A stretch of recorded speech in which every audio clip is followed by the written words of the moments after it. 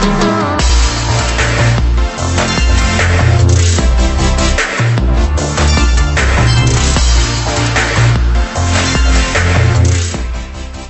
we're going to focus on a very interesting and trending topic: how artificial intelligence and emerging laws are reshaping BPM practices. Today, we're very thrilled to welcome a very special guest to the talk show. Welcome, Azeeza. I'm going to hand over to you to do your introduction. Give us a bit of background about yourself, and yes, over to you. Hi, Bianca. Thank you for having me. My name is Azeeza Sunmonu. I'm the EMEA Head of Commercial Operations and Excellence for the Partnerships and Solutions business in GE Healthcare, which means I cover Europe, Middle East, and Africa territories. I've also been a past diversity, equity, and inclusion leader and currently DEI champion at international level. So in terms of what I do and what I bring to the table, my main area of expertise is in helping companies bridge the gap between sales, legal, operations, and finance functions, given my experience and knowledge of all the different domains, to ensure balanced risk-reward ratio for businesses. And that's enabled by my dual degree in law and economics from Oxford Brookes University in the UK, my MBA in business management and finance minor from Columbus University in the US, and over 22 years of experience working in several industries, several regions, from aerospace, defense, FMCG, healthcare, which is where I currently work. So that's me in a nutshell. But in terms of the kind of companies I've worked for, I've mostly worked for Fortune 500 companies, multinational companies, names like GE, Honeywell, Petrofac, Philips, Dubai Petroleum. I've done some consultancy work with the likes of Goldman Sachs, either in regional roles, global roles, and it's been a journey. I also do work as a volunteer, and I like volunteering my time. I'm a board member with a non-profit organization, Pharmacists Beyond Borders, as well. So that's my area of expertise, and that's what I bring to the business process management table when I talk within organizations. Thank you so much. Thanks for that, Azeeza. It really sounds like a vast industry knowledge. So really excited to get, into our questions today and deep dive into this topic. So I'm actually going to get straight into today's discussion. Azeeza, how is AI currently being integrated into BPM practices? And could you share some examples of its impact on process improvements?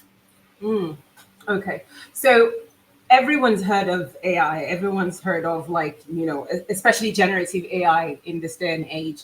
How does that affect business process management?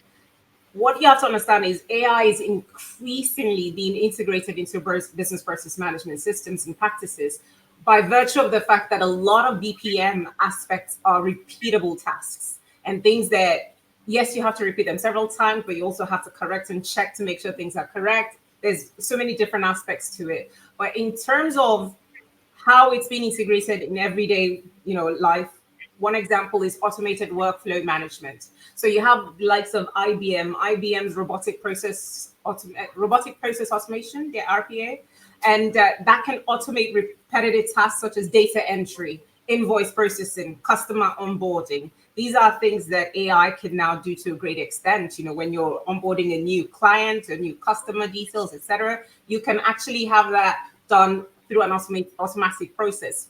Usually you'd have that done by the sales guys, the sales operations folks, or the key account managers. That's now doable. The other thing that is used for now is what you call predictive analytics.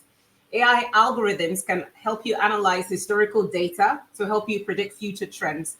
You can imagine how that is really useful when you're in supply chain management, or whether you're looking at, so AI can help you do forecasts for demand for products. So you can make sure that you don't have a lot of things sitting down in the warehouse because you've overordered. So you can manage inventory versus what needs to come out of things. So AI can help to do that. You have some tools out there around process mining, right?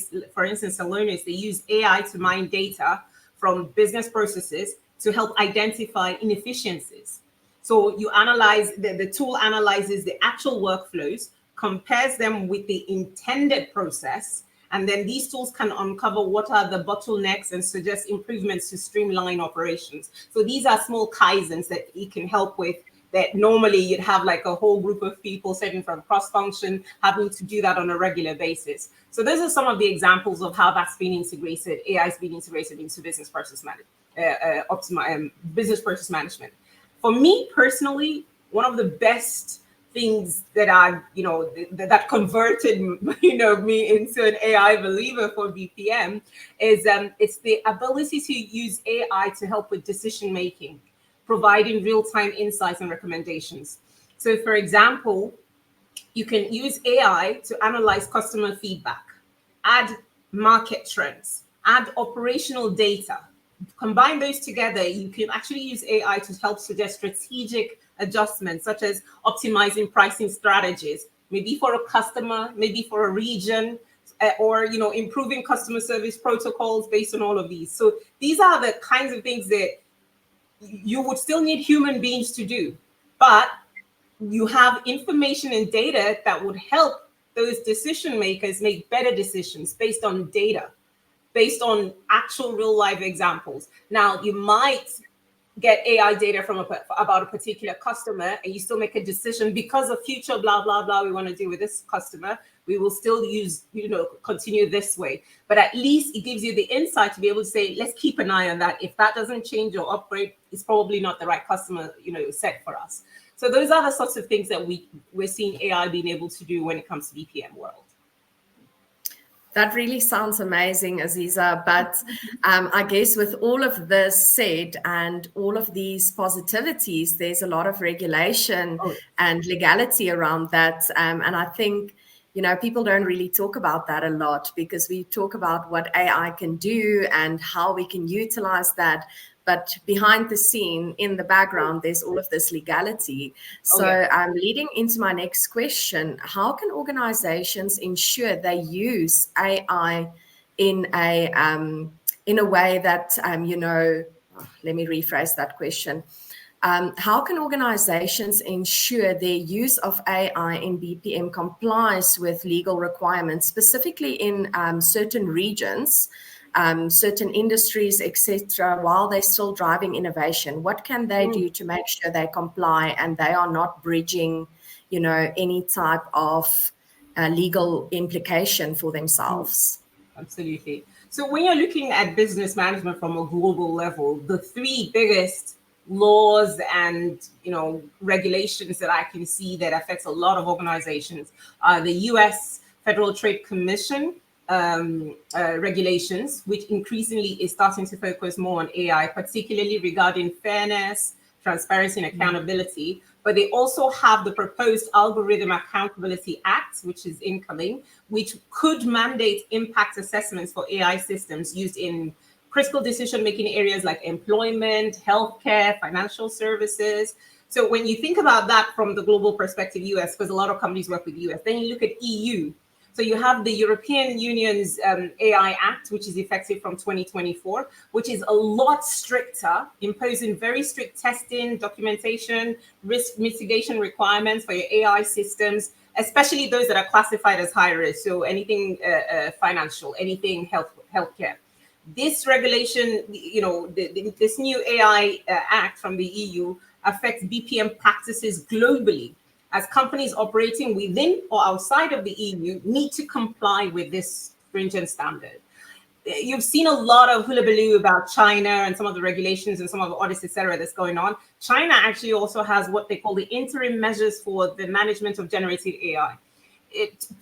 Truth be told, it was probably one of the first countries in the world that deals globally to actually enact laws around, AI. And this regulates the use of generative AI that influence BPM practices involving AI-driven content and content generation and data processing. So those are the three main bullet points that you have in terms of, from a global perspective. You're either getting some of your manufacturing from China, you're either dealing with businesses in Europe, you're either dealing with businesses in US. So they impact how an organization needs to get ready. Now, as an organization, what are the challenges that you face in terms of the ethical and regulatory compliance elements of AI in your business process management? So the thing is, organizations are responsible to ensure that their AI systems comply with the ethical standards and regulations, especially around data privacy And the big thing now is around bias and fairness, as opposed, because when you put in data, the data will be based on the AI or generative, processes that you come out of that will be based on the data you put in. So let's say, for instance, if you put in mostly data about Europe, and the processes and systems that you generate or the products you generate obviously will be geared towards Europe. However, if you're trying to do a global product, that might be deemed unfair. This is a very basic interpretation of that, but you're seeing a lot more focus on that, healthcare wise, finance wise, and security wise. So the non-compliance can lead to legal repercussions as well as damage to an organization's reputation. If you're a publicly traded company, your reputation is, you make money from your reputation. So for BPM experts like ourselves, the main solution is to, implement an AI governance framework that will include regular audits, impact assessments, transparency measures, and all of these need to be updated on a regular basis as new data comes out. The example I try to use when I'm lecturing or talking about this particular thing is the fact that, think about when you first learned to use the iPhone 1 and all of the Googles and whatnots and all the data and functionalities it has on there. Now imagine if you're given iPhone 13 as the next phone that you're having. The things that you learned using iPhone 1, it's so way advanced on iPhone 13. You literally have to have another masterclass to be able to use this. I say this because I've got kids who use iPhones, and it's amazing the new things that come out. Now, you might think iPhone 1 to iPhone 13, oh, that's a huge gap. But the way AI technology is evolving, the rapidity with which things, it's mind-blowing.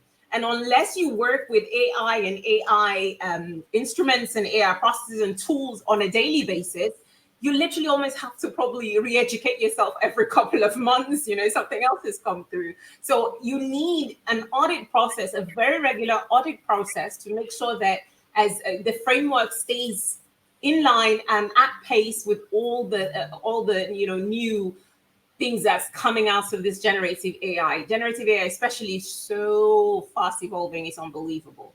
Partnering with the legal experts within the team or within your organization, or using AI compliance tools, and you do have some ready-made AI compliance tools that you can just adopt immediately, can also help with navigating this complex regulatory landscape as well.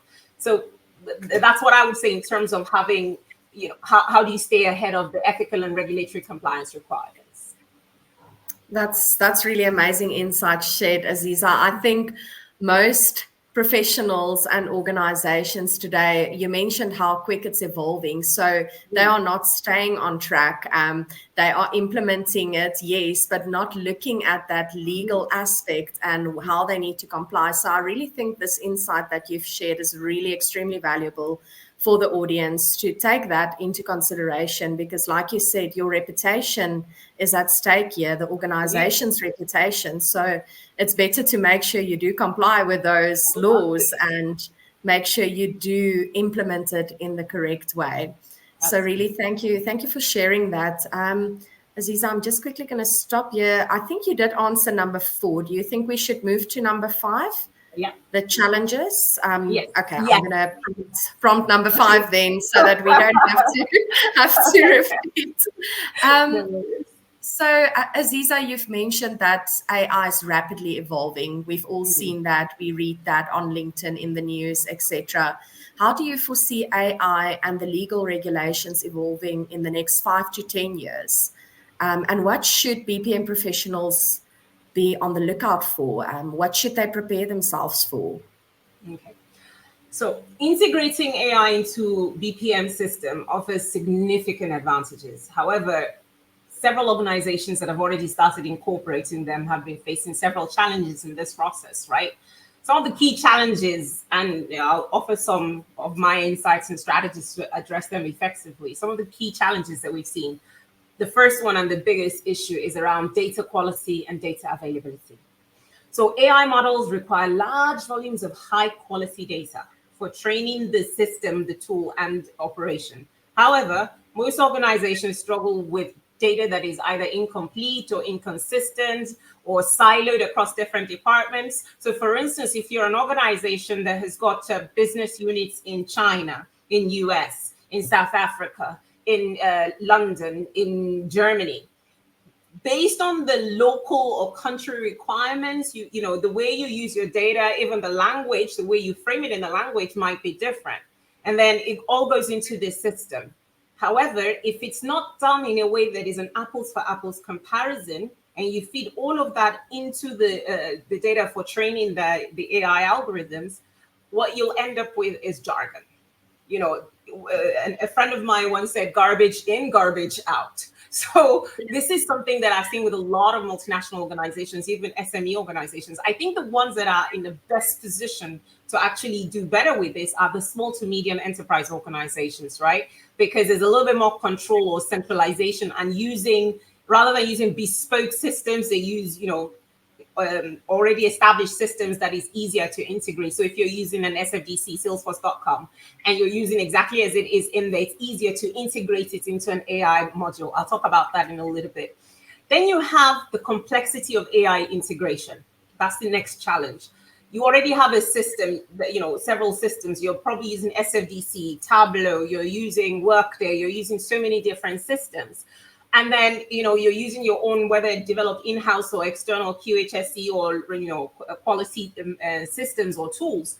You have all of these different systems that you want to integrate with an AI and come up with analytics or, you know, significant, you know, end products using the AI tool. So you need to integrate all of these systems. There's going to be significant changes to workflows because it needs to be done in a certain way that makes sense across the board. Most of these systems and tools were developed independently, you know, as the years goes on. So if you're like a 50-year-old company, you know, a lot of your systems would have been developed and just topped up over the years. Then you bring in a new tool, you couple things up as best as you can, because work has to go on the daily. You cannot stop work and then, you know, put the system in place. So that's usually a real issue with a lot of organizations. And then you have, you know, the IT infrastructure that you already have in place, employees, existing roles, you know, there's some concerns around that. AI systems often need to be customized to align with specific business processes. And this is where it can get very resource intensive, whether it's people or cash. The best solution to doing this is don't boil the ocean. Start with pilot projects to test your AI integration on a smaller scale before full implementation. Because there's nothing worse than you put in all that time and effort and you find out it actually is not going to work for us, or we need to redesign the whole thing. Better to do it in small bits, maybe utilizing a small business unit, or, you know, for the pilot phase. See how it works, do the iterations. It's then easier to deploy at a larger scale. This allows you to identify potential issues early on, refine your approach, collaborate with the AI vendors or other consultants that can provide the expertise to help navigate or, you know, through the integration process. Also, using modular and scalable AI solutions can make it easier to integrate incrementally with the AI into your BPM systems. Because if it's a module that you're just putting in, it's easier than having to customize. A lot of people think, no, we need to customize. Believe it or not, the business that you're doing, you're not the only unique person in the world in terms of your business processes in the back end, right? So best to use what is, you know, the 80-20 rule. If the process that is a module can do 80% or adapt to 80% of your business processes, start with that. Try not to boil the ocean. It's a lot faster and easier to integrate that way. So that's on the complexity. And then you have the biggest part, the human factor, employee resistance, and then the skills gaps. So employees resist AI adoption because, you know, you and I have both probably heard this a lot of time. You know, there's fear of like, oh, I'm going to lose my job. I'm going to be made redundant. Robots are going to take over my work. And, you know, they're not going to need me. How am I going to feed my kids? You know, you have those sorts of, you know, thoughts. Then you have in some organizations where there's a skills gap. I mean, like, you know, a couple of months ago, I attended a conference, you know, an OPEX conference, in the Operational Excellence Conference in Berlin. And we had one of the guest speakers who spoke about the new AI laws coming into effect. And I'm like, okay, I hadn't heard of that. And then she went on, detailing what all the different fines are. And you're looking at like some of the fines starting from things like your annual company income. I'm like, that's the entirety of your organization's income for the whole year as a fine. And you could see people in the audience starting to sweat. Like, have we thought about this? Are we okay with this, etc.? But then part of it is, what exactly is this AI thingamajig? Think about me, like, how does it affect what I do? What does it mean for me? And you'll be very surprised to know that a lot of organizations and a lot of employees do not even know that they are already using AI technologies within their day-to-day work. So engaging employees early in the AI integration process by communicating, in fact, over communicate on whatever the AI strategies that you're using, the benefits of AI, involve them in the transition, bring people along from the beginning, provide training and upskilling opportunities. So for instance, my organization actually signed on to, it gave us access to like Coursera. So you had like a free login to Coursera, and you have all of these courses on generative AI, et cetera, et cetera. You can read that at your own leisure, learn it. For those that prefer reading, for those that prefer the digital, you can learn about that on your own time. The company gave access to employees to be able to do that, right? And this actually helped to bridge some of the skills gap and reduce some of that resistance. One of the best things that you can ever do when you're trying to integrate AI adoption is make sure you have a cross-functional team. A lot of companies make the mistake of, oh, AI, it's IT. So put IT in charge of all the AI that's needed and it should be fine. The probability of failing is closer to 99% across the board when you do that. You need cross-functional teams to oversee AI integration so that it can also facilitate smoother adoption, making sure all departments are aligned with the new process, are aligned with the new tools, the new systems. Everybody's concerns has been addressed from day one, and the oversight committee responsible for the AI integration in the organization has every department represented. Otherwise, adoption is going to tank, integration is going to be almost impossible. So those are for me, from the main things I can think of in terms of the adoption and the issues and the challenges faced. Now, the elephant in the room, cost and resource allocation. Because AI is all well and good, it's not free unless you're using open chat, just chat GPT. If you are including AI technology, it can cost money, and it does require resource allocation for its implementation, and this can mount up to significant expenses, especially for small to medium enterprises. Like the bigger companies probably can integrate it and absorb it a little bit better. But if you're a small organization or medium enterprise, it can be a daunting cost. There's also the risk of overspending on AI, and you get to the end of the spend and you do not get the desired ROI. That is something that happens often. How to solve this? Develop a clear AI strategy. Have a strategy upfront, discuss, understand, aligns with the business's overall business goals. It should also include a cost benefit analysis to ensure that all the AI investments are justified. Because you can have a lot of AI, oh, this will be great, this will be amazing, this will be fantastic. You've seen enough of those strategy sessions. Great. How much is it going to cost us? Where is that money going to come from? What is the ROI for us? How long is the ROI going to be recognized within the company once we spend that money? Because it's investors' money, it's shareholders' money, it's employees' bonuses that you're going to have to put in there. So you need to have all of that done upfront. You can also explore cost-effective AI solutions rather than trying to tailor one. Think about adopting modular ones that plug and play, especially the cloud-based AI services, because anything that you need an infrastructure to develop around, etc., gets the cost goes way high. So making sure that you you prioritize cost-effective AI solutions, cloud-based AI services, plug-and-play, AI solutions, and then prioritizing all these AI initiatives based on a very effective ROI model. So if you have 10 AI initiatives that you've got as part of your strategy, prioritize them on a scale of 1 to 10 based on how much ROI is going to come to the company, so that the ones that offer the most significant potential ROI get allocated, the highest priority, and this can help in effective resource allocation as well. Thanks so much for that, Azeeza. So basically, without a proper comprehensive AI strategy, the risk of failing at this is extremely high.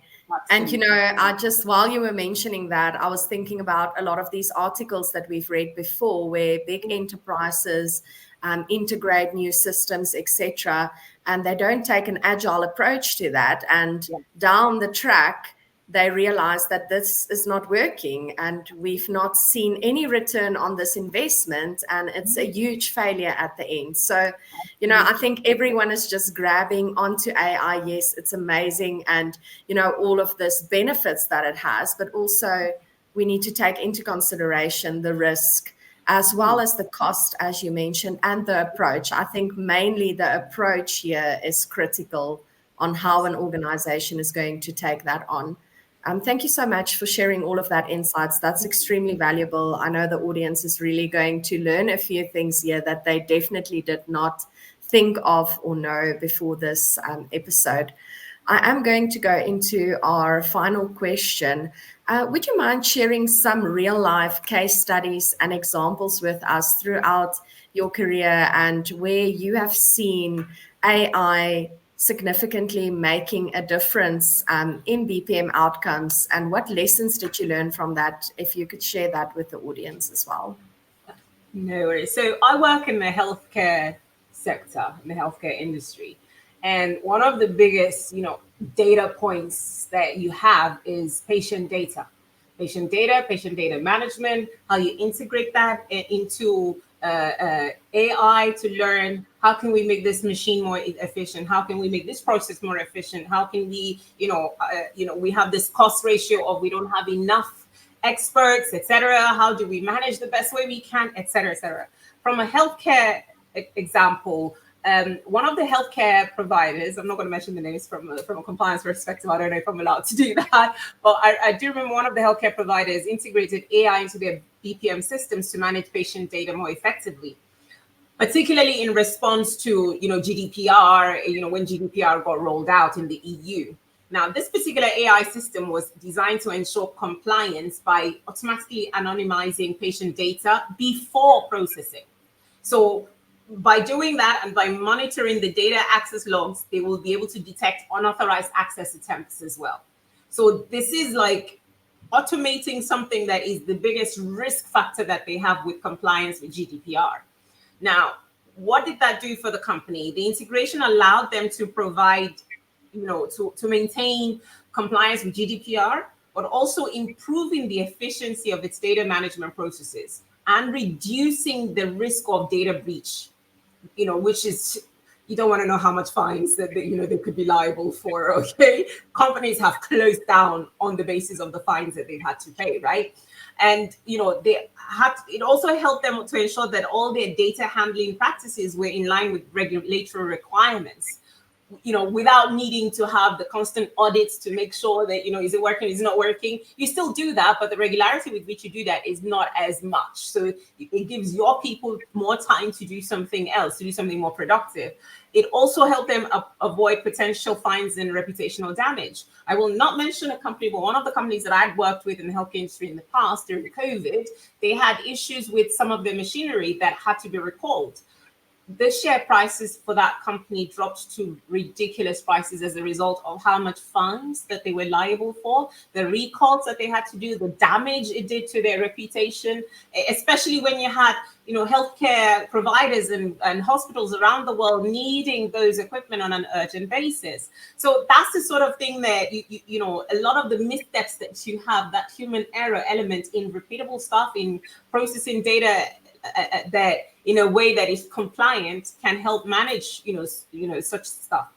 Another example that was shared with me by one of my very good friends, who's a VP at a leading bank, was that her particular bank implemented an AI-driven risk management tool to enhance their compliance with financial regulations. So they use the AI tool to analyze vast amounts of transaction data to detect unusual patterns, which will be indicative of money laundering or fraud.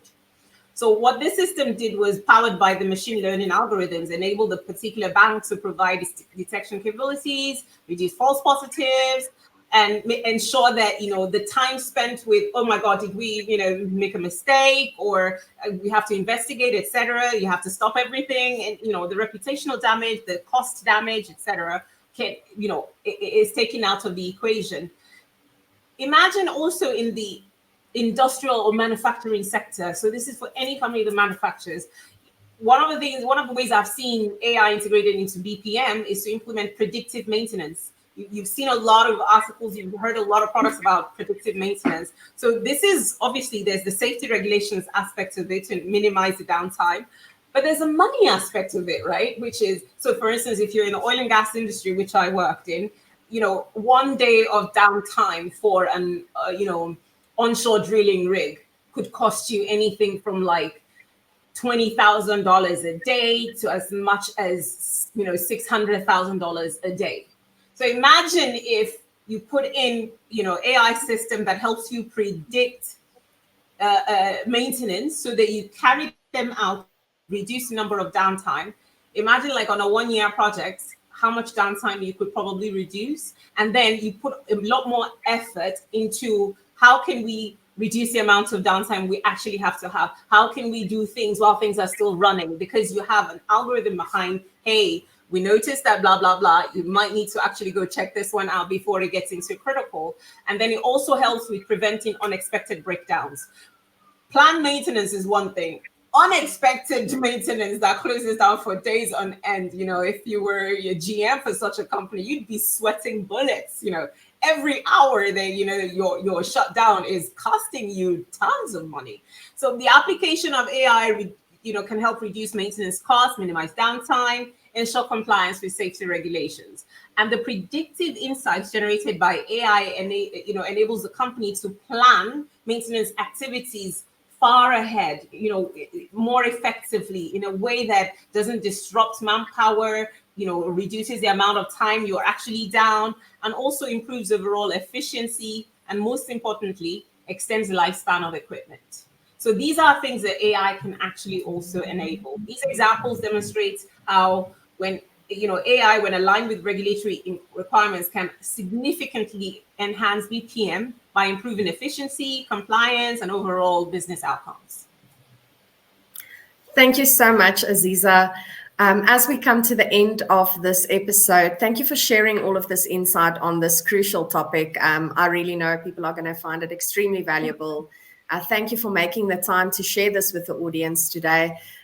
Before we close off today, is there any final message that you would like to share with the audience today regarding this topic?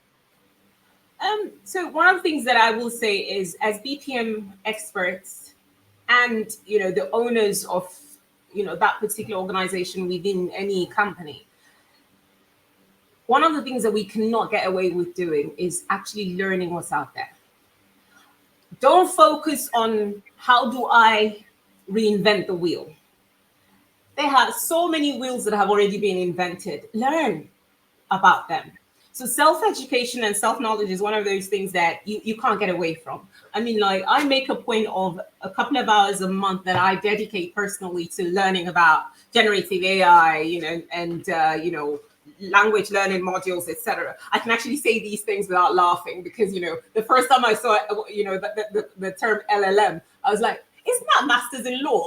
The first time I heard that, I'm like, isn't that masters in law? And so I'm like, no, language learning module. I'm like, what does that even mean? So it used to be like, a couple of years ago, you said LLM, people automatically think masters in law. Now LLM, they will automatically think language learning modules. So you need to keep ahead of the game. Make sure that self-teaching be curious and learn what's out there, see how other companies are using it and using it effectively, attend conferences, listen to podcasts, reach out to other business experts, that are already using those systems to learn.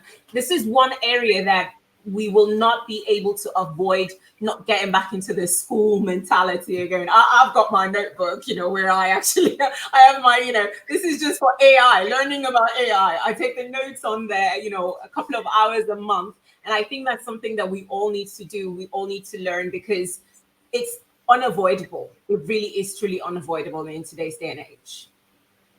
Thank you. Thank you so much, Azeeza. Thank you for your time today. Really appreciate it. Thank you for having me.